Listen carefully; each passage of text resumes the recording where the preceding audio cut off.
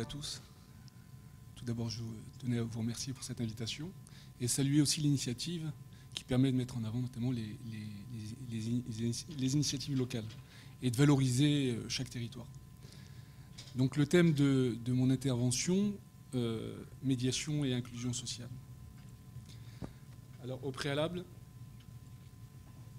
j'ai fait un rapide sommaire. Donc le premier point, je vais vous présenter la structure pour laquelle je travaille en qualité de directeur formateur, donc l'association Médiation 86. Je donnerai aussi une définition rapide de ce qu'est la médiation sociale, une définition aussi de l'intégration et de l'inclusion, pour faire la différence entre inclusion et intégration. Qu'est-ce que les principes directeurs inclusifs en médiation sociale et quelques actions inclusives de Médiation 86.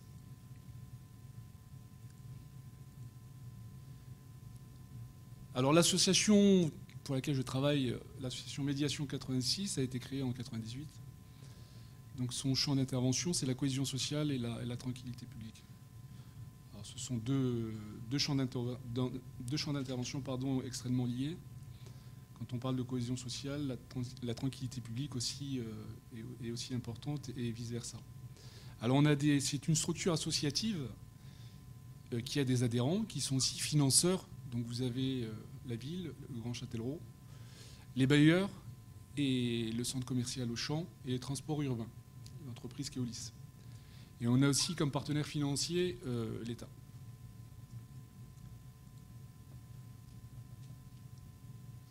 Alors, quand on parle de médiation sociale, il faut comprendre qu'il existe notamment un cadre professionnel, donc une charte déontologique.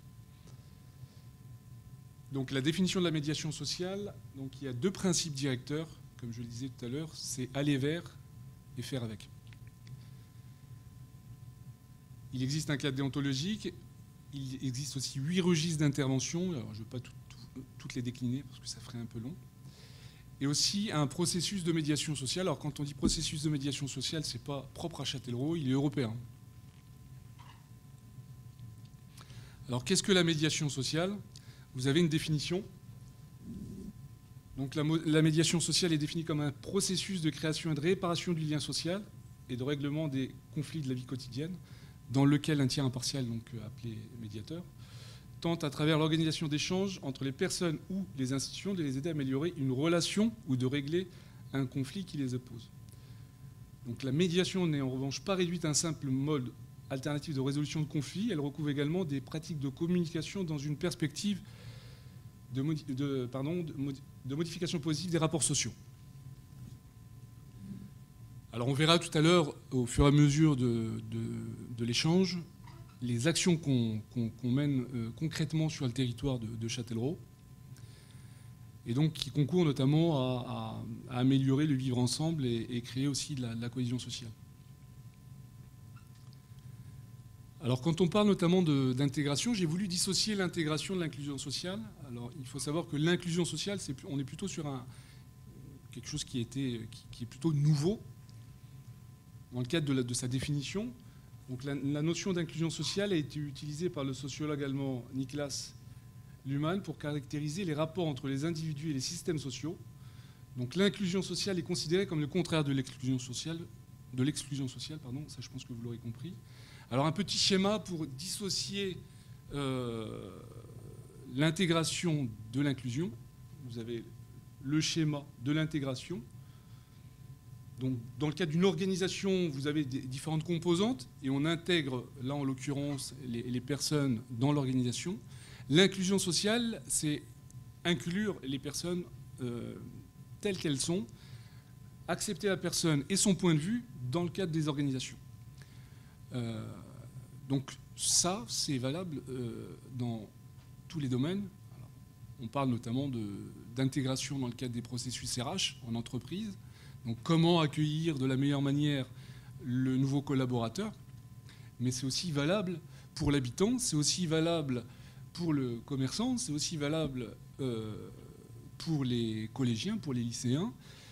Voilà. Cette notion d'inclusion, elle est fondamentale aujourd'hui, notamment avec les maux de la société dans laquelle on vit, où il y a de plus en plus de division, de stigmatisation. Et il faut savoir notamment que les peurs viennent aussi de la méconnaissance des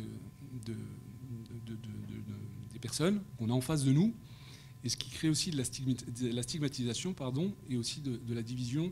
Et aussi, on est aussi dans ce qu'on appelle l'escalade de la violence qui part du malentendu, et ensuite vous passez du malentendu au conflit, à l'agressivité, à la violence.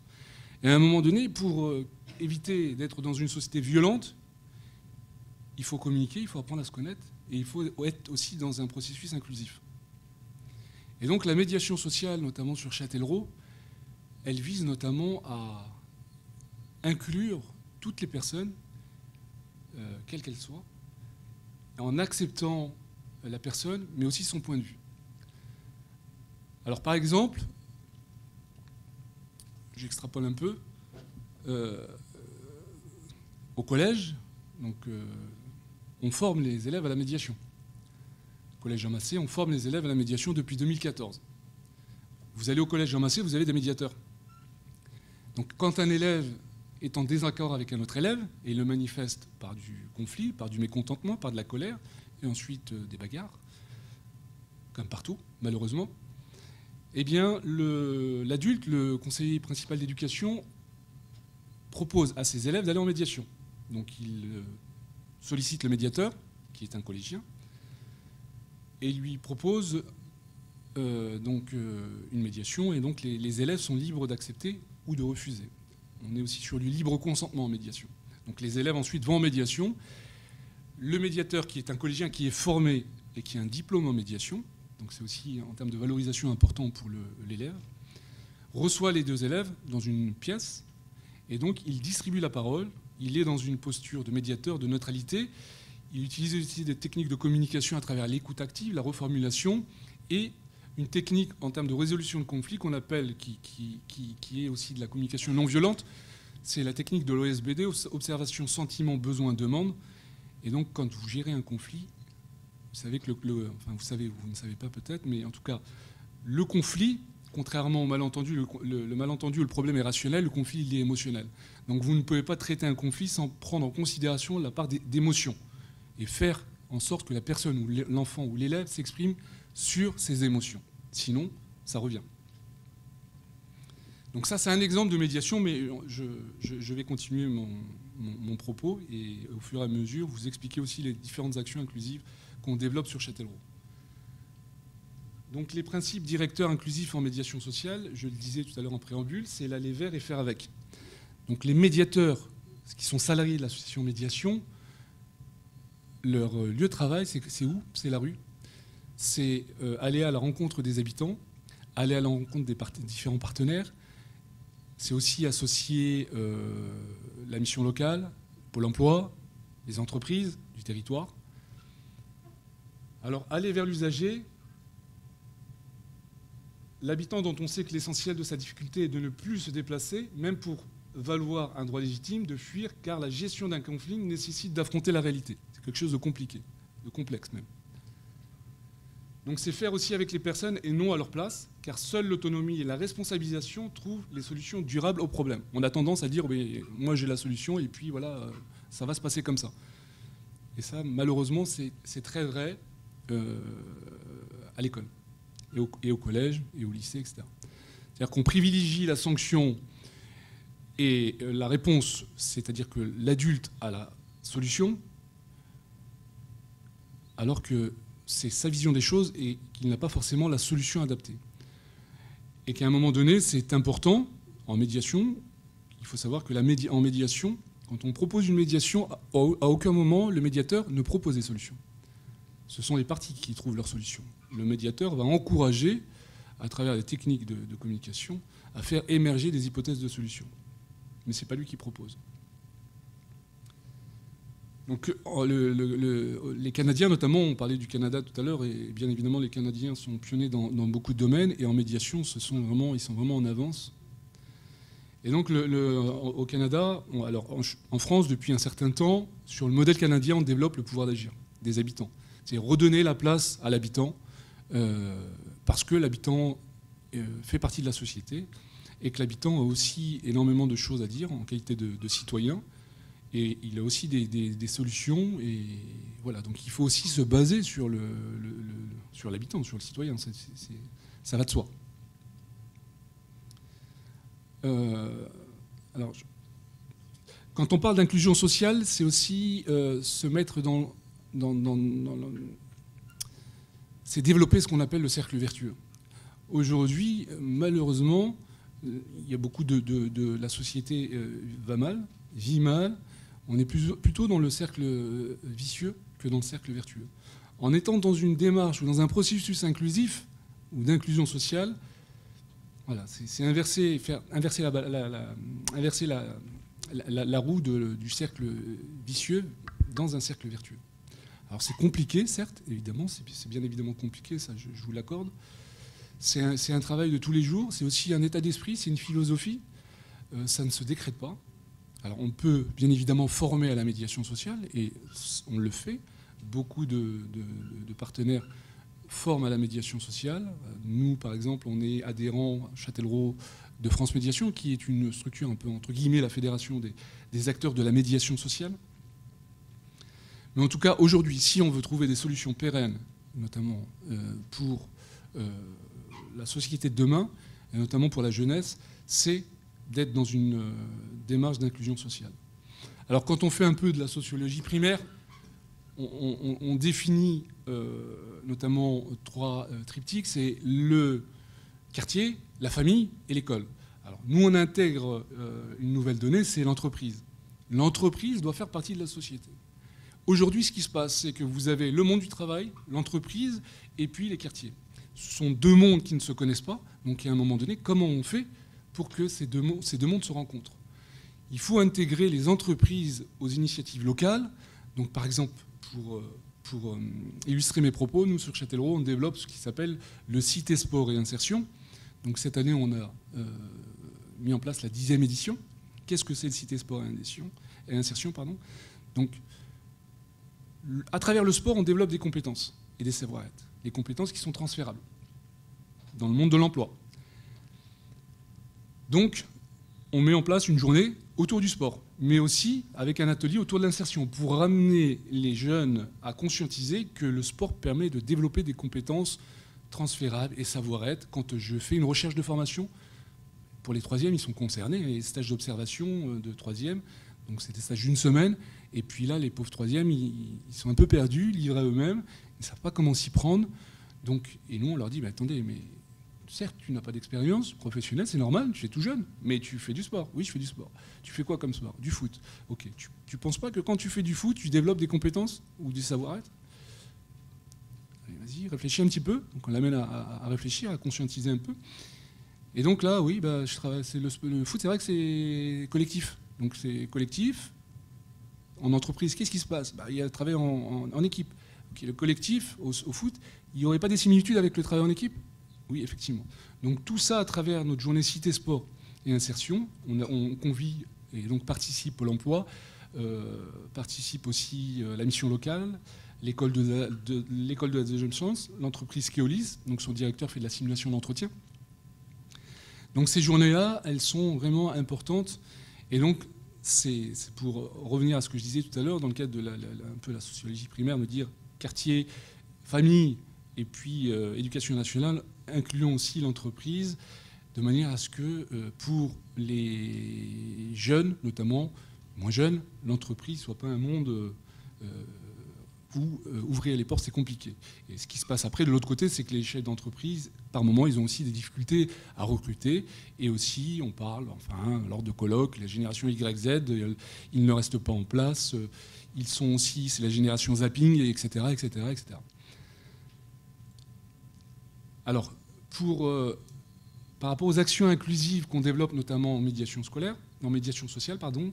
Alors je l'ai dit tout à l'heure, il y a la médiation en milieu scolaire, médiation par les pairs, donc formation des élèves à la médiation, mais aussi depuis mars 2019, on a recruté une médiatrice qui intervient dans l'école à temps plein, donc en lien avec les équipes éducatives, mais aussi pour faire le lien entre les équipes éducatives, la famille et l'enfant. On développe aussi ce qu'on appelle la médiation socio-économique. Vous avez aujourd'hui des publics éloignés de l'emploi ou de la formation professionnelle, présents notamment sur les quartiers, en l'occurrence quartiers plutôt politiques de la ville, mais pas que, le monde rural aussi est touché par ces problématiques-là. C'est comment faire en sorte que créer des passerelles entre l'emploi, la formation et les jeunes des quartiers éloignés. Donc c'est ce qu'on appelle la médiation socio-économique.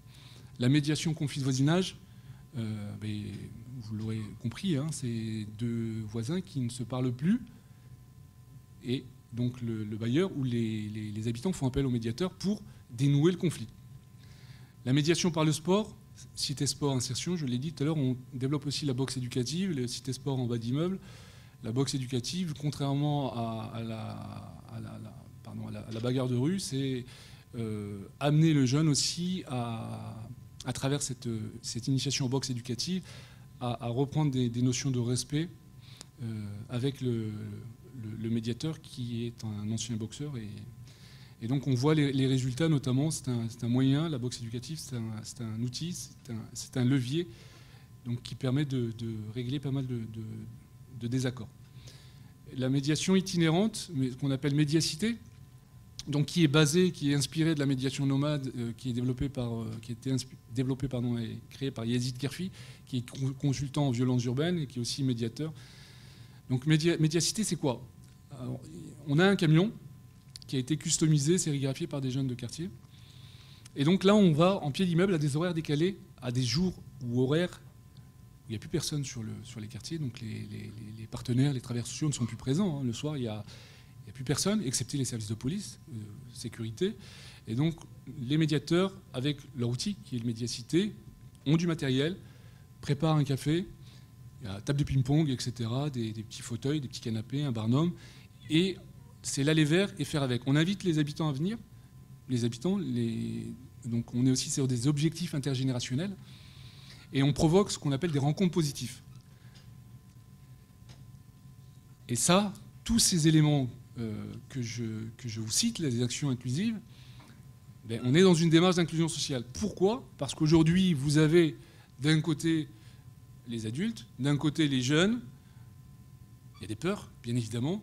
Donc c'est comment, à un moment donné, à travers des actions en médiation sociale, faire en sorte que ces personnes, ces habitants, ces citoyens, ces concitoyens se rencontrent, échangent, apprennent à se connaître pour la société de demain. Un exemple très concret pour illustrer mes propos, dans le cadre du Médiacité, plusieurs quartiers, donc un quartier sur Châtellerault où il y avait des difficultés, notamment par la présence de jeunes qui, de par leur comportement, créent de l'insécurité, le fameux sentiment d'insécurité. Donc avec le Médiacité, on est venu une fois. Au début, on nous regardait un peu de loin en disant qui c'est cela, même s'ils nous connaissent. Donc le premier Médiacité, on a eu une dizaine de personnes, ce qui est normal. Hein. Le deuxième Médiacité, on a eu 20 à 30 personnes. Le troisième, on en a eu 50. Et le quatrième, on a eu 100 personnes, de 6 à 80 ans. On avait aussi, dans le cadre du Médiacité, c'est aussi contrebalancer l'appropriation de l'espace public par des groupes. Donc on avait sur ce quartier aussi un endroit où il y avait une appropriation par des groupes, donc avec des difficultés aussi du trafic. Grâce aux Médiacités et toute la démarche partenariale, parce que c'est aussi une démarche partenariale, ça a permis de faire en sorte que ces problèmes n'existent plus et que les habitants se réapproprient leur quartier. Alors un dernier exemple, et ensuite je vais conclure, puisque je vois que l'heure tourne. On développe ce qu'on appelle le repas partagé. Le repas partagé a lieu pendant la période du Ramadan. Pendant la période du Ramadan, sur le quartier, sur Châtellerault, on a des points de crispation. Pour quelles raisons points de crispation? Je l'ai dit dans le cadre de mon exposé, c'est parce que les gens ne se connaissent pas. Ils constatent que pendant cette période-là, une certaine population sont présents sur l'espace public tardivement. En médiation, ça va permettre d'entendre notamment ce qui ne va pas, de le comprendre et d'expliquer. Vous avez une rupture, donc les personnes qui pratiquent le ramadan, donc de confession musulmane, ont, pendant la période estivale, la rupture du jeûne se fait à 22h. Donc les gens mangent, et ensuite, qu'est-ce qu'ils font? Ils sortent, ils vont se promener. Vous avez en revanche un quartier d'habitat social, les gens, à 22h, 23h, sont chez eux. Sauf que le fait qu'il y ait du monde en bas d'immeubles, ça résonne, parce que c'est aussi, d'un point de vue urbanistique, les habitations sont hautes, et donc ça fait caisse de résonance. Et donc on dit, attendez, nous on dort, on bosse le matin, les gens sont en bas en train de discuter, ils ne bossent pas, etc. Ça crée de la crispation, et ça crée des conflits, et ça crée de la stigmatisation, etc. Et le vivre ensemble en prend un coup. Donc nous, qu'est-ce qu'on a dit? On s'est mis autour de la table avec des associations, avec des habitants, avec des partenaires. Pourquoi ne pas faire un repas partagé, et à travers le repas partagé, faire de l'exposition, faire aussi de la pédagogie, faire venir un intervenant, que l'intervenant puisse expliquer aussi ce phénomène-là, qui est un phénomène de société. Il faut le considérer comme phénomène de société, au-delà du fait religieux, deux choses différentes. Et donc on a mis en place le ramadan partagé. Il faut savoir qu'on est sur la 3e édition et que sur chaque ramadan partagé, on a 250 à 300 personnes de tous horizons qui viennent. Les élus participent, le sous-préfet participe, le maire y participe, les habitants participent, qu'ils soient du quartier ou non. Et donc voilà, ça crée une dynamique positive. Voilà, merci pour votre attention. Vous pouvez nous suivre à travers les différents réseaux sociaux. Merci. Merci beaucoup. Est-ce qu'il y a des questions? Oui, et vous présentez en même temps. Isabelle Coirier, moi je voulais réagir en fait, déjà dire bravo, voilà. Et moi je connaissais le principe de la médiation par les pairs dans les écoles, et je suis juste hyper ravie, heureuse de constater qu'on apprend aux enfants. J'imagine qu'on pourrait dire que les adultes n'apprennent pas autant de choses sur la communication non violente. Voilà, une forme de communication que j'ai découvert moi-même adulte et que j'aurais apprécié de découvrir enfant, parce que c'est beaucoup plus compliqué de réapprendre à communiquer différemment que de l'apprendre quand on est enfant. Et waouh, je me dis, s'il y a des enfants aujourd'hui qui sont médiateurs avec leur père et qui en plus pratiquent la communication non violente, mais tant mieux quoi. C'est des super signaux pour la société. Voilà, donc ça, je voulais dire ça. Et deuxième remarque, oui, par rapport à l'inclusion.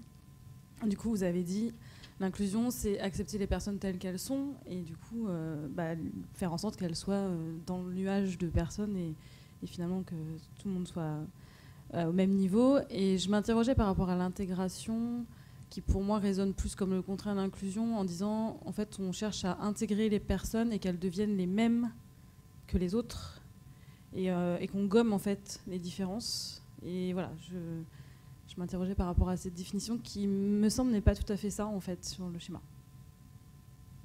Est-ce qu'il y a d'autres questions, d'autres remarques avant que... Oui. Comme ça, vous répondrez. Francis Ebeke, donc mon intervention va dans le même sens, mais en mettant entre les deux mots intégration et inclusion le mot exclusion. Quand on veut inclure, on exclut aussi. D'où la question de tout à l'heure. Est-ce qu'il y a un consensus? On connaît bien les quartiers bruyants. Hein. On va beau avoir des médiations. Vous aviez pris l'exemple d'un bâtiment qui résonne. Est-ce qu'on peut vraiment avoir un consensus dans cette médiation? Est-ce que le médiateur lui-même ne devient pas un objet qu'on va peut-être banaliser dans le conflit, par exemple? Est-ce qu'il n'est pas partisan, courtisan du fait que, bon voilà, il a peut-être pris plus ou moins, on va sentir qu'il est subjectif, et là il y a la notion d'objectivité qui va donc se pointer. Alors moi je me dis, la démarche que vous prenez à Chaltero, dans le cadre de vos actions, n'est pas mauvaise. Mais cependant, il y a le côté exclusion qui ne revient pas dans votre propos. Mais on sent, à un moment donné, comme dans une classe, un enfant qui fait du désordre, l'enseignante va dire « tu vas au coin ». Est-ce que ça vous arrive dans le cadre de la médiation de trouver ce genre de conflit où vous-même, vous devez prendre du recul pour mieux sauter encore dans vos actions? Peut-être une réponse rapide, mais en même temps, il y avait, lorsqu'on s'était vu la dernière fois, il y avait quelque chose moi, qui m'avait frappé, c'était la dichotomie entre les réponses institutionnelles et la façon dont les jeunes vivaient la vie très au présent. Peut-être en dire un mot si vous avez. Mais voilà, je vous laisse. Pardon, excuse-moi. Alors, par rapport à votre intervention, notamment par rapport à la notion d'intégration, alors je prendrai l'exemple d'un dossier de naturalisation. Aujourd'hui, quand vous déposez un dossier de naturalisation, on vous demande si vous souhaitez changer votre prénom. Ouais. Vous vous appelez Mohamed ou Ali, enfin peu importe. On vous demande si vous souhaitez changer de prénom. Donc là, on est effectivement dans l'intégration. L'intégration. Pardon ? Tout à fait, oui. Il y a toujours eu depuis des années dans le dossier de naturalisation, est-ce que vous souhaiteriez changer votre prénom ? Donc certains ont sur leur carte nationale d'identité donc un deuxième prénom. Plutôt un premier prénom et le deuxième d'origine, et c'est le deuxième, ça devient le deuxième. Donc on veut effectivement aller sur de l'intégration, mais comme vous le disiez tout à l'heure, l'intégration, à un moment donné, ça risque de créer aussi de la désintégration. Alors, par rapport à l'exclusion, effectivement, enfin, la notion d'exclusion, quand on parle d'intégration et aussi d'inclusion, la notion d'exclusion apparaît aussi, hein. Elle est présente. Alors, le contraire d'inclusion, ça serait l'exclusion. Par rapport à une situation où, effectivement, un élève fait une bêtise à un moment donné, l'enseignant, je reprends votre exemple, lui dit de sortir. Donc on est dans le cadre d'une sanction. Je dissocie cette approche-là de l'exclusion sociale. On est dans une réponse à l'instant T. Alors ce qu'il faut faire, en revanche, il faut faire attention à ce que la sanction soit accompagnée de pédagogie, d'objectifs pédagogiques. C'est-à-dire expliquer les choses. La sanction aujourd'hui, elle n'est pas suffisante. Vous prenez un élève qui a fait une bêtise, ou deux élèves qui se chamaillent, qui se tapent dessus, vous les prenez, vous les séparez, ils sont exclus provisoirement de la classe ou de l'établissement, ça ne va pas régler le problème. En revanche, en allant sur de la médiation, on va reprendre le problème pour être dans une démarche d'inclusion. Parce qu'à un moment donné, il y a eu un désaccord, je le disais tout à l'heure, la violence vient d'un malentendu, et on va transformer, dans le cadre de ce qu'on appelle de la thérapie sociale, la violence en conflit. Le conflit, il faut savoir que le conflit n'est pas. Toute société est basée, vit avec le conflit. On est sur un débat socio-cognitif, un débat d'idées. Le conflit, c'est un débat d'idées, où il y a une part d'émotion. Donc il faut faire en sorte, même s'il y a une sanction, de l'accompagner par de la médiation pour rester dans un processus d'inclusion. Pas faire de différence. Cet élève est violent, tatati, etc. Et on stigmatise, et hop, et on... Après, par rapport à la posture du médiateur, le médiateur, c'est un humain qui agit sur de l'humain. Il a aussi une formation, donc il est aussi formé à ce qu'on appelle les résonances affectives, de manière à ce que sur une situation en médiation, il reste bien évidemment impartial et neutre. Il y a aussi de l'analyse de pratique, de manière à toujours retravailler sur sa posture, avoir une analyse autoréflexive sur sa pratique professionnelle. C'est quelque chose de compliqué, de complexe, hein. Donc il doit rester neutre et impartial, et pas lui aussi, de manière conscientisée ou inconsciemment, être aussi dans l'exclusion. Voilà. Merci. Peut-être sur le temps des jeunes et le temps des institutions, ce que vous disiez. Vous savez, c'est le présent, donc si il n'y a pas de réponse immédiate, ou presque, voilà. Peut-être deux mots, puis il y a la question. Oui, tout à fait. Donc vous avez, par exemple, le jeune sans être généraliste dans mes propos, mais aujourd'hui, le constat qui est fait, c'est que vous avez une jeunesse qui est dans le présentéisme. Okay. C'est-à-dire que je veux quelque chose, j'ai faim, je vais au McDo, j'ai mon McDo tout de suite. Ou je vais au kebab, ou je vais au taco, c'est tout de suite à l'instant T. Alors, ils sont dans un mode aussi de fonctionnement qui, à un moment donné, peut être, c'est pas peut être, mais est en opposition avec le fonctionnement de la société ou des organisations. Exemple, mission locale. Un jeune va à la mission locale, donc il est reçu à la mission locale, donc il explique son problème, et donc on lui donne un rendez-vous à 3 semaines, 1 mois, 2 mois. Et donc là, le problème, quand vous avez un jeune qui est aussi en difficulté, du fait du présentéisme, qui est dans le présentéisme, parce que, pour quelle raison il est dans le présentéisme? Parce que se projeter, la projection est liée au projet. Sauf que lui, il n'a pas de projet. Donc il va à la mission locale parce qu'il y a une difficulté. Donc il veut une réponse à l'instant T. Quand il est dans la projection et dans la construction du projet, on peut lui donner un rendez-vous à 3 mois ou à 2 mois. Il va structurer son projet.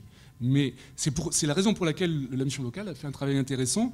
Et en premier guichet, ils ont adapté aussi leur réponse à cette problématique du jeune de manière à lui apporter une réponse à l'instant T pour éviter de le perdre. Donc en revanche, ça c'est un élément extrêmement important à prendre en considération dans le cadre de notre fonctionnement à nous, adultes, et par rapport aussi à cette jeunesse qui est dans le présentéisme. Donc, à un moment donné, il faut avoir aussi cette vision-là qui est importante. Oui, Étienne Fouqueret, merci pour votre intervention. J'ai une question plus organisationnelle. Votre association, elle est présente, donc vous disiez à Châtellerault, mais est-ce qu'elle est présente ailleurs sur le territoire?